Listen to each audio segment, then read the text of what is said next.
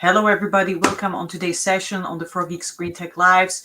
Today, it's my great pleasure to welcome Carl Welty, architect and principal of Carl Welty Architects, based in California. And now Carl is also titled as an extreme green architect, looking at these environmental topics for already decades, working in this field and designing buildings based on passive solar design, etc. So this is also a little bit of an intro for the talk today. Our session is called Regenerative Architecture. And Carl is going to introduce us to the basic principles to the thinking, and maybe also some uh, thinking mistakes or myths that we used to have in terms of planning and design of buildings in the structures that we still use right now. However, we're looking a little bit more forward into the future, into a more thriving world connected to nature with a lot of green elements. So we will definitely see that also in Carl's presentation. Today's structure is going to be an intro on one of his amazing speeches on this topic that Carl was giving previously with examples, etc. And you are more than welcome to also ask questions. We see your comments. We are streaming on Facebook, YouTube, and LinkedIn. So please, if there would be anything of interest for you, let us know. With this, Carl, and no further ado, I would hand over to you to kind of, shoot at us with a fire hose all the information about regenerative building and construction and design and architecture, and how we can influence for the positive, for the better, the ways we design and build right now. Thank you, Jana. Thank you for inviting me to talk on this important topic and a topic and issues that I feel very passionate about. Once again, I'm an architect in Southern California, and I will tell you that my work is particular to some. I'm going to provide some examples from California, but these ideas are transferable and scalable. This presentation, regenerative design, we rooting human ecosystems in nature for an affordable, resilient, accessible, affordable, low carbon future. It's from my experience and I will show you examples that sustainable architecture can be affordable if we work with nature. I'm going to, and also an important point, I'm going to share a little bit of insights from history to explain why we keep imposing geometric order over nature, which keeps us from working with nature as a partner. Important principles of regenerative design. To me, this seems very simple, and these are ideas that come from John Lyle, who was a landscape architect and architect in California, who was one of the first people to teach regenerative design in an academic and professional setting.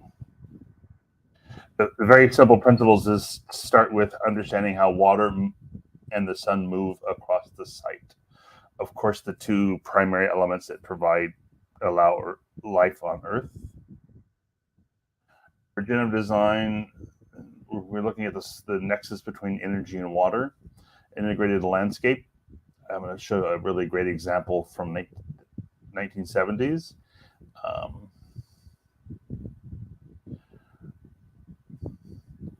Regenerative design is an affordable alternative to complex technologies, offering natural systems to mitigate or sometimes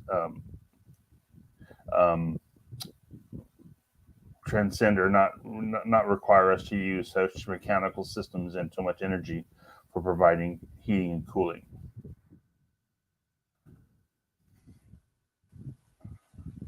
We can really learn lessons from ancient history on how to make the most of the water and to connect human communities to nature. Yeah, this is perhaps an obvious point, but I think we all know that in ancient culture, most civilizations across the earth had deities for the sun and the water.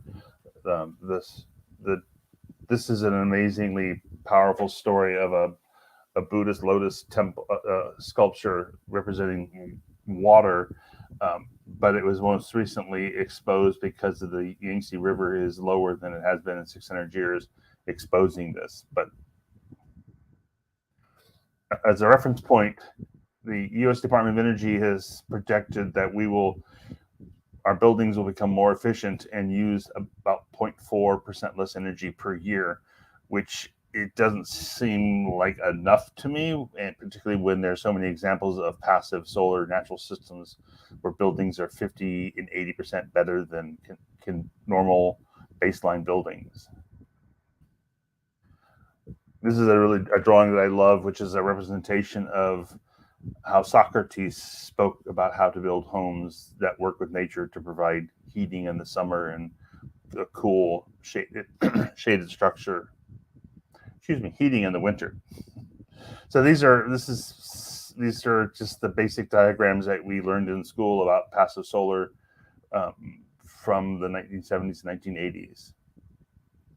Conventional design imposes geometric patterns over natural systems. Cars are given priority over nature and humans. Decorative, non-functioning landscapes. Site master planning. So these are two, I think, extreme examples.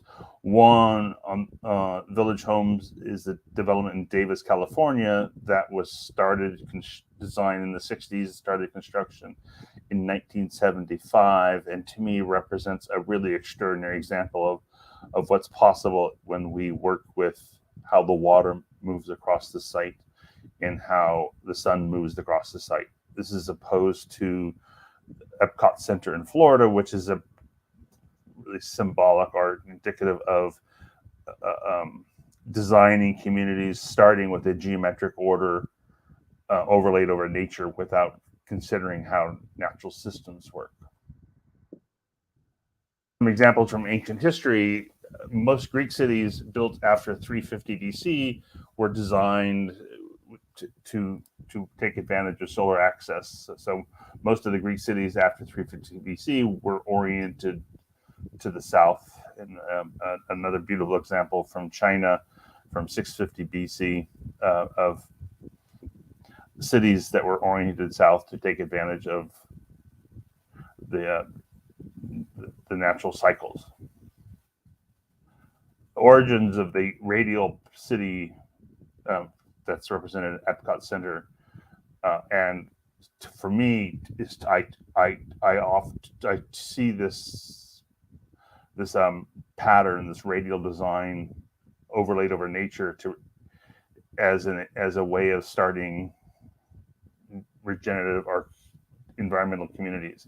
The origins of this pattern come from the European Renaissance desire to overlay a geometric order over nature, but specifically this radial design comes from Italian military towns, defense cities from the 1500s. So why do we think about overlaying a geometric order over nature? For me, this is rooted in the invention of Renaissance perspective, when we started to believe that a way of making a painting seemingly more accurate became a way of thinking about nature. But from the invention of the linear perspective in 1413, you have the Renaissance, but you have a series of paintings that were called the paintings of the ideal city. So these artists were exploring the power of one-point perspective and created the idea of what we think of as a beautiful urban setting, and this sets the stage for thinking about and organizing our cities with axes and geometry that are disconnected from natural systems.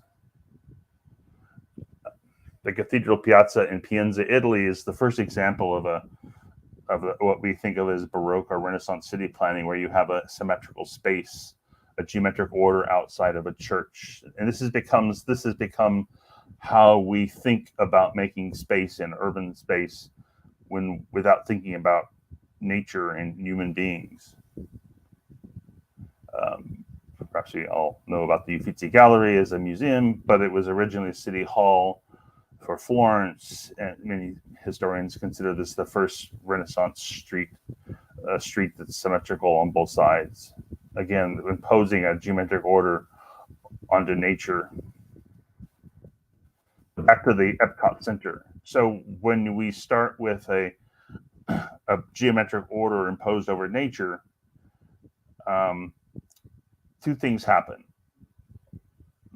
Few places within this pattern have optimal solar orientation. You can show the and highlighted in yellow are the sites that have the potential to have buildings oriented to the south. We'll talk about this using in the example of Village Homes in Davis, is when you start with a geometric order, you make the other utilities and utility design more expensive. There are a few systems that we rely on to make our communities work, particularly when we don't consider the efficiencies of working with nature. There's more grading.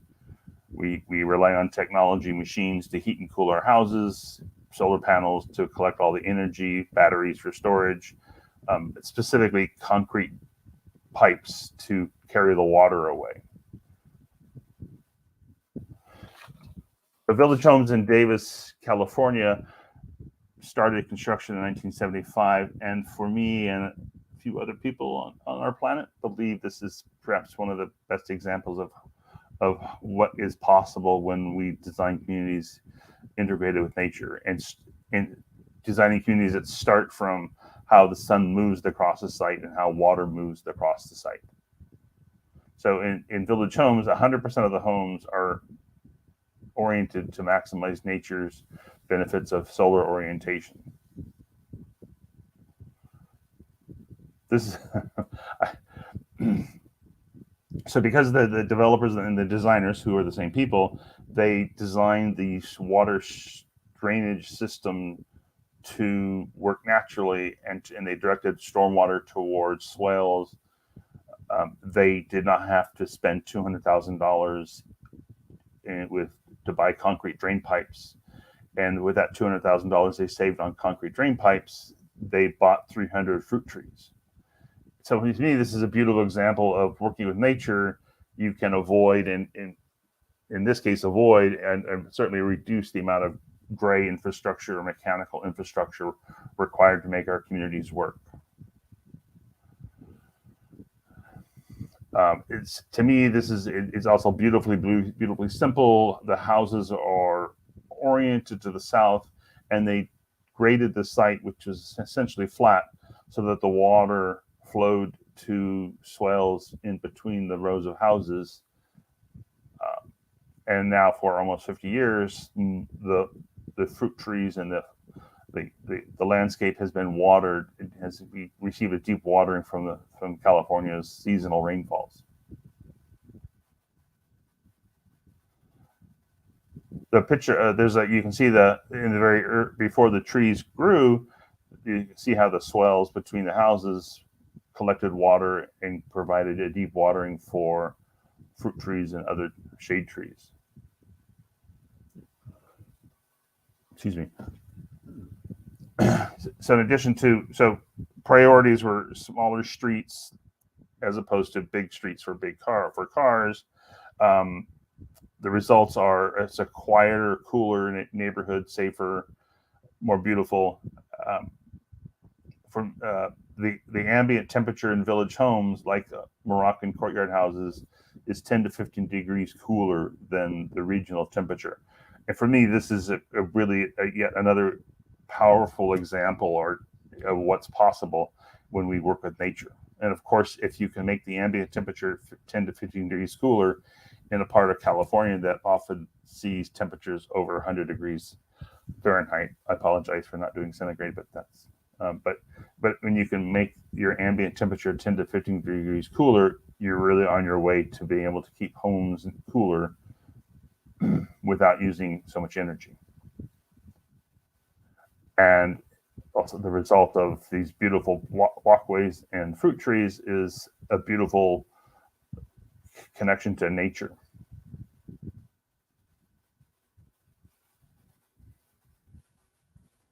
Village homes also, there's a vineyard, there's community members have gardens, and so this design creates an opportunity for the community to come together. Village homes has been studied by a few people. In my opinion, too few people know about it, which is I'm trying to share and get more people to understand what was done in the 70s. Studies show that the people who live in the village homes have more friends and know more people. This is another project that was developed in California, finished in 1987, and like village homes, it came about from people like John Lyle and people who were pursuing these ideas of what we now call deep green, working with nature. So this is a 90 home development in Claremont, California, and the designers and architect and landscape architect working with the natural slope of the land, they developed this design where the streets are oriented east-west to optimize solar energy, and they taking advantage of the natural slope to drain on the surface. This project is similar to village homes, and that over these 40 acres, there are no concrete drain pipes underground. And to me, again, avoiding concrete drain pipes underground is an example of working with nature, which working with nature, where you can reduce and eliminate your need for infrastructure, concrete infrastructure. Much like village homes, they implemented systems that mimic nature. So the picture on the above is from Meadowood, and it's their system for directing stormwater to a dry creek bed, a design that mimics a dry creek bed to reduce stormwater runoff and increase groundwater recharge. So this is an example. This is from Google Maps. So village homes, seemingly well ordered. The streets are kind of on a grid, but this is actually a design that works with nature. The development, which is directly adjacent to Meadowood, I've looked at the same 40 acres and show you again the advantages of working with nature. So the conventional development is an example of California planning, where we start to use curvy streets that supposedly look more like natural things. But this is again an example of imposing a geometric order over the landscape without paying attention to the sun and to the natural slope. And I'm going to show you that by not working with nature, the cost and the amount of infrastructure required to make this geometric pattern work is much greater than the Meadowood. So the 40 acres, Meadowood's 40 acres has 28 linear feet of storm drain inlet, compared to this adjacent conventionally developed land of 40 acres has 130 linear feet of storm drain inlet. So by working with nature, the developers of Meadowood reduce the impact, both the cost and the impact of reducing of so much infrastructure to take the water away. And of course, if this amount of storm drain inlet, which is about 21% of the adjacent 40 acres, you can obviously imagine and realize that the reduction in infrastructure is carried from the site all the way to the ocean, or where the water is discharged. Other aspects of village homes, narrower streets. Both village homes in Meadowood had a shared amenity, swimming pools. And this is one, I get confused between right and left, but the beauty of both these projects is they combined the functional stormwater capture systems with public amenities. So the parks, the open spaces, it's designed to be beautiful and create opportunities for the community, but they're functioning stormwater capture systems. And the landscape is designed not just as an aesthetic thing, but as a functional system for cooling. Another extraordinary benefit from village homes is that there are homes there that still don't have air conditioning. And this is a part of California, as I've said before, that frequently sees temperature over 105 degrees, sometimes 110 degrees. So this is some images from village homes, which there's just proves over and over again and demonstrated in great studies that show that this intentional design can create communities. Going back in history, this is an example of what I think of as integrated design. Water, the city built 2,500, well, I guess now 4,500 years ago. The streets are, the pattern is oriented east-west, and it's designed to connect to local water systems. For me, what's the valuable lesson from ancient history is we can learn lessons on how to build communities and design buildings that baked into the design is an approach that does not rely on hydrocarbons, of course, because there was no hydrocarbons 4,500 years ago. Some examples of solar-oriented design and natural systems: wind catchers from India, wind cooling towers from Persia, coordinated oriented solar architecture in ancient Rome, and the cliff dwellings in the American Southwest. Some examples of stormwater or water systems from India.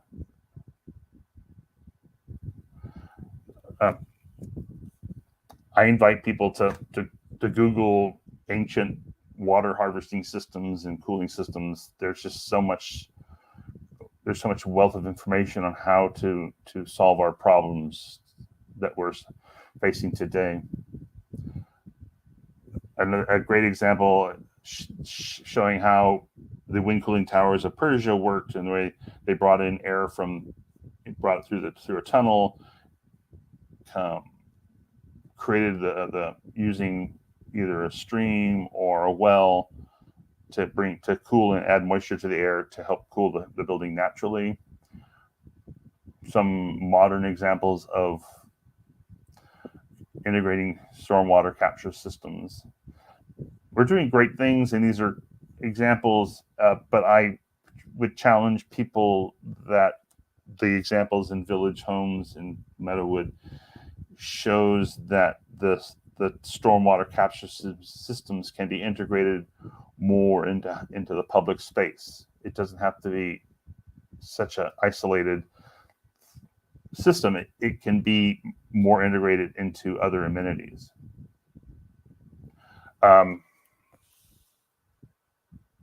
Here's this is something, this seems may perhaps complicated, but in looking at architectural examples, I noticed in 2020 that the Living Building Challenge case study website, which is no longer up. But I noticed in 2020 that out of 111 projects that were on their site at the time, 9 of them were documented to be between 50 to 80% more efficient than normal baseline buildings, excluding one project because it's too small to be really a model and to learn as for architecture. Excluding that, 8 of the 8 projects that are significant buildings that are 50 or higher percent more efficient than the normal baseline, all of them share these basic principles of passive solar. They're oriented east and west within 15 degrees one way or the other, windows concentrated on the south facing walls, and architectural features and roofs to shade south facing windows. And I'm just going to give you a couple of examples. I think this is really compelling evidence that if you orient a building to the south and you work with nature with these fairly simple principles of passive solar, you can achieve a building that's 50 to 80% better than normal. And I would challenge people to say that if you have a building that's relatively affordable and it's more than 50% better than a baseline, it's a building that has considered the solar orientation. So I'm just going to go through a couple of examples. Then these examples are from all different climate zones. Rocky Mountain Institute, 74% more efficient than normal. Building in Hawaii that's not about saving energy, but it's really because the temperature is not such that it needs heating. But by using this, orienting the building properly, that maximizes passive cooling and shading. For me, this is really compelling. And you can go through the Living Building Challenge website and other examples, and you find buildings that are 80% better than normal. You will find a building that's oriented correctly and incorporates these principles of passive solar. This is a building, this is not from the Living Building Challenge website, but it's a building in Portugal that's 90% more efficient. To me, this is a very powerful example of solar-oriented design produces buildings that are much more efficient.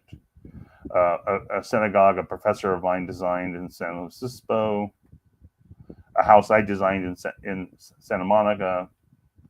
Santa Monica is pretty easy to make a building that uses no energy for heating and cooling. A water education building I designed that incorporates wind cooling towers. The beauty of thinking about how the sun moves through the sky is that you can also consider using light to connect people to nature, and as the windows in the tower, what I like to think of as captures the last light of the day and brings in beautiful light into the building. And a little sort of data point here: village homes probably cost almost $3 million less to develop than if it was if they use conventional design. They save money from the amount of grading that would be required in the concrete drain pipes. The development in Claremont, California, Meadowood probably saved at least $2 million in today's dollars because for the same reasons, by working with nature, they reduce grading and the need for infrastructure.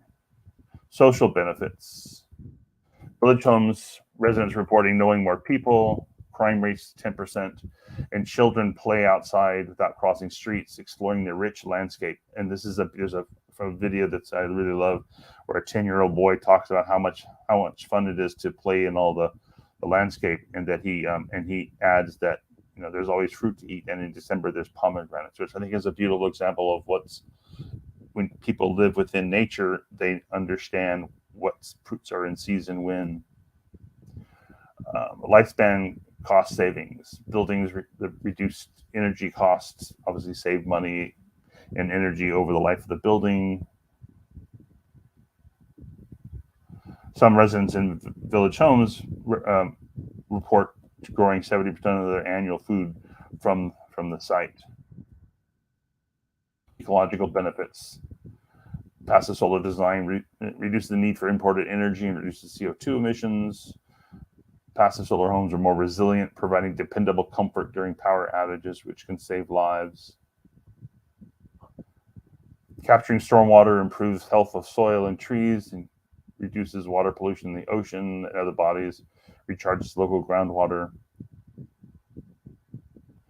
Habitat restoration for pollinators and other species critical for sustaining life. And there's the spiritual and metaphysical benefits of quickly accessing nature. And thank you very much. A little bit longer than we hoped, but It was amazing. I welcome everybody. If you have questions, drop us the questions in the chat so we can tackle them, or Carl can respond to them. Now, Carl, you mentioned so many elements, and it's just I was trying to make some notes. What I would like to ask you about. So let's maybe until the other questions are submitted, let me maybe ask you the first thing. You mentioned in your presentation somewhere at the beginning the concept of implementing regenerative design or these principles needs to be well understood and time tested. What do you mean by this time element? What is your perspective on that? Architecture and building and design, as buildings are built to last, to stay. So what do you mean by that? That's a great question. Well, when I find examples from ancient history, like the wind cooling towers in Persia,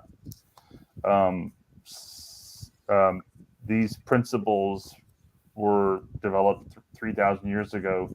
There are buildings, there are wind cooling towers that still are functioning today that are 800 years old. Mm-hmm. So these principles, these design examples of design, because they're working with nature, they're not relying on machines and technology that need to be replaced. They really hold up with time. They're more durable. And then village homes, it's an extraordinarily rich, resilient community because they worked with nature from the very beginning. So homes use less energy. There's less machines air conditioning systems to replace. Village homes now, it's almost 50 years old. The soil is such that it absorbs more water. So these principles, the village the design principles from village homes, because it's been around for 50 years, it proves that these strategies work with nature work and will continue to work. They're just more resilient. So that's tested in time. I hear you. I definitely hear you. And you mentioned so many elements also regarding this project, and definitely, we need to understand this concept to be able to make them also modern, proof, design them, catch up a little bit with the design requirements or aspirations of either the clients or the developers or architects that are designing the project. But the one thing that kind of stayed with me was the stormwater application. So you mentioned quite some benefits in terms of saving the cost on having great infrastructure in the area and replacing it kind of with nature-based solutions. What is also the application of stormwater? Do you have any information on that? I mean, if they somehow use it for households or if it's used for farming or irrigation, what's the application there? Oh, well, my thoughts about stormwater comes from California and from my work with the water education building for this local water conservation agency, which was for me sort of really a master's class in learning about water, not as a building issue, like a single building, but water is very much a regional issue. And we discussed this in great detail. This is the issue of is there a benefit in collecting storm water from the roof and storing it in a cistern. Mhm. And it's my opinion from California is that the best thing to do is to get it in the ground as quickly as possible for deep watering. And so, again, using village homes as an example, maximizing the stormwater from the roof and the site and directing it to fruit trees has enabled them to develop this. And there's a really great article on America's Forgotten Food Forest, but it's that capturing that winter stormwater for deep watering of the fruit trees is partly why those fruit trees are so productive and why the soil is so healthy. On the other side, storing water in a cistern, particularly in California, where your rain comes 3 or 4 months of the year, you just can't store enough water for really a meaningful source for household water. Mm-hmm. I hear you, and it's very topical, and also, the reflection which you shared right now. We're going to have later in the week as well a session on stormwater collection, harvesting, and application. So for sure, a very, very good and very connected topic. And now, when one sees this projects and the developments, it seems also natural, so logical to build it this way. Still, we see a lot of places are kind of missing the concept. There were some. Is there any like the moment you also share with us a little bit, like the historical overview of how we came to designing more artificially or disconnected from nature? What was like the pivot moment where which you see like, okay, till here we got it all right. We were trying to work in symbiosis, applying, or working with nature. Since here we kind of disconnected, we kind of took the other path, and we're kind of digging deeper into that.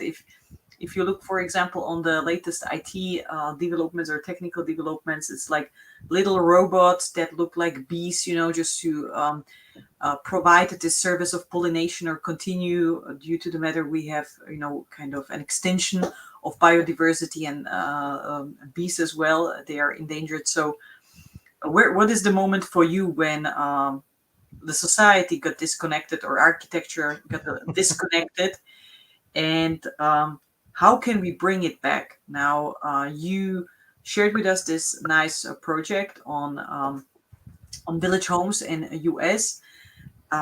Yeah, how could we bring it back in cities, or is it only for more, areas that are more rural, that are maybe more having more space? What is your take?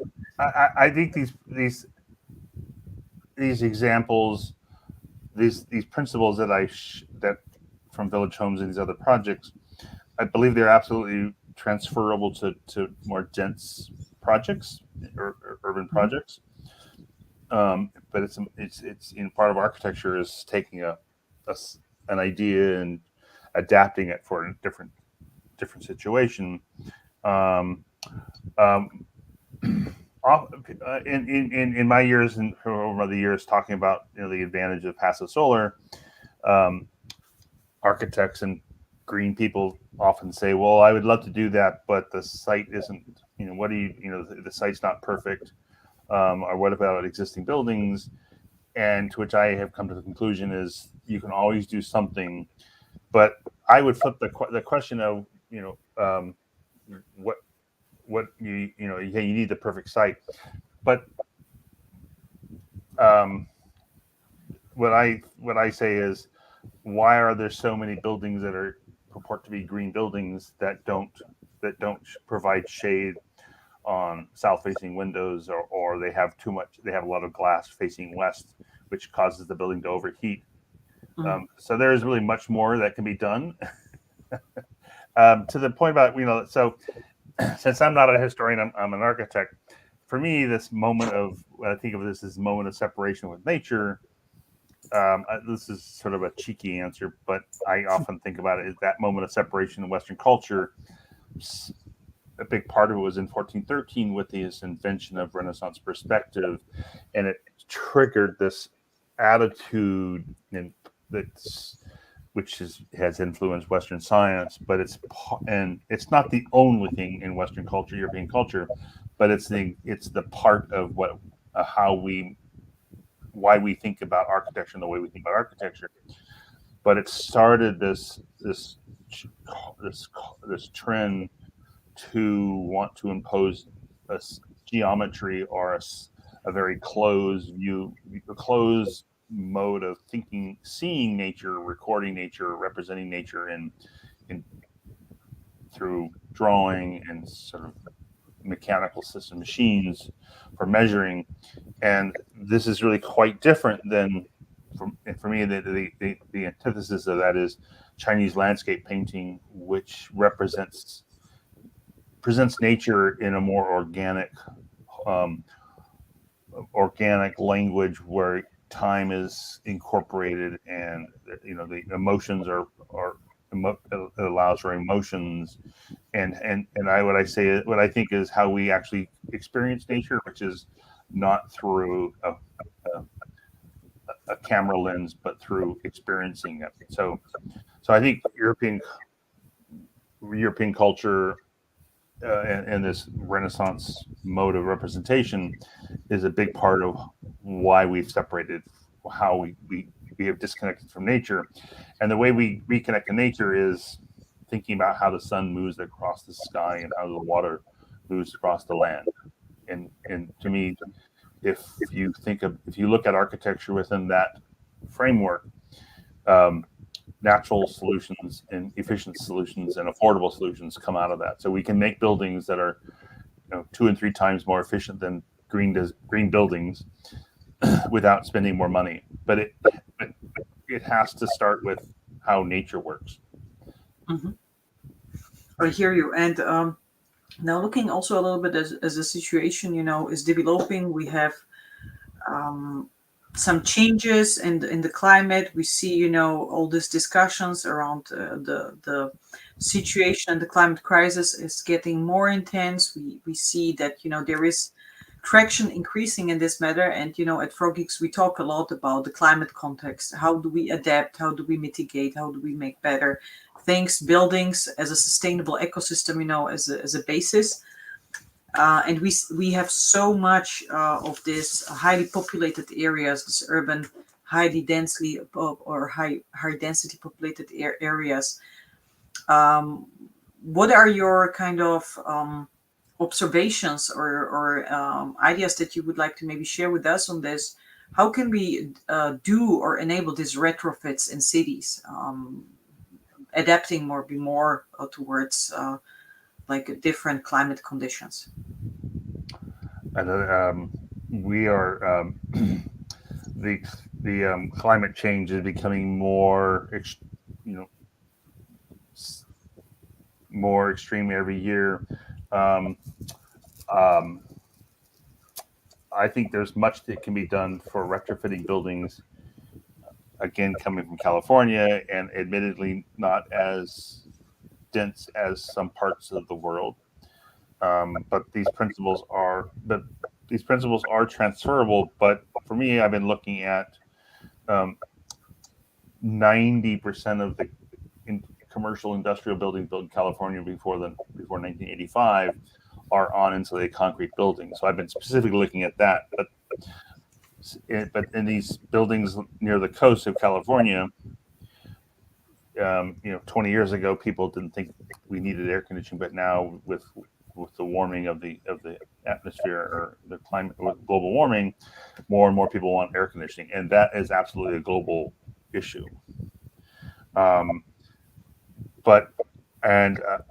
Happy to share these ideas with perhaps another presentation. But it's absolutely possible to retrofit these existing concrete buildings by insulating them and cooling them off at night to eliminate the need for air conditioning for buildings that are within 30 to 40 miles of a coast. And that's absolutely doable for any Mediterranean climate. For climates that are not Mediterranean and sort of beautiful Southern California, the natural ventilation systems can be retrofitted into buildings and used to help cool buildings, if not eliminate air conditioning, but certainly reduce the need for air conditioning. And the wind catchers from India, those are absolutely. I mean, they are a design. People can Google and research wind catchers from India, but they're specifically designed. There's a way of designing a wind catcher in a hot, humid environment, as well as a drier environment. So the wind catchers and ventilation is a critical part of adapting our cities